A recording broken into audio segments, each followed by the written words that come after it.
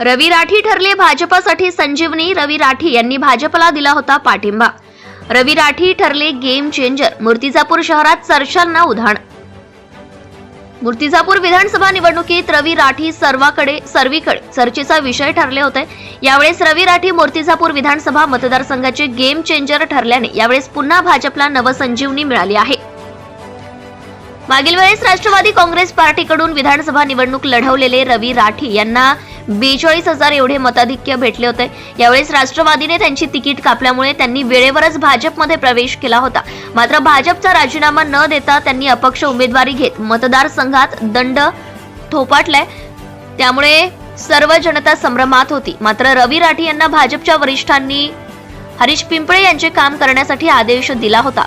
रवी राठी यांनी राष्ट्रवादी काँग्रेस शरद पवार गटाचे मतदान घेण्यासाठी त्यांनी अपक्ष उमेदवारी दाखल केली होती आणि वरिष्ठांच्या आदेशावरून त्यांनी आमदार हरीश पिंपळे यांना चोरी सुपा पाठिंबा दिला होता.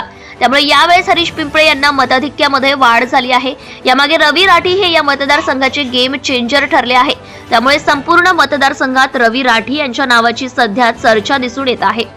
आज झालेल्या निकालामध्ये वंचित बहुजन आघाडीचे डॉक्टर सुगत वाघमारे 49,224 मते मिळाली, तर राष्ट्रवादी काँग्रेस पार्टी शरद पवार गट सम्राट डोंगरदिवे यांना 55,321 मते मिळाली.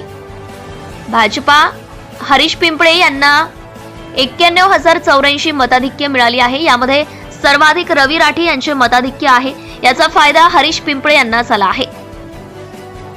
यामुळे हरीश पिंपळे मोठ्या मताधिक्याने मूर्तिजापूर विधानसभा मतदारसंघातून निवडून आले आहे. याचे श्रेय रवी राठी यांच्याकडे जात आहे. त्यामुळे संपूर्ण मतदारसंघात रवी राठी यांची चर्चा सध्या सुरू आहे. सत्यशोधक न्यूज चॅनलसाठी उपसंपादक Chhaya Sanishe Dadimbi. Subscribe now and press the bell icon.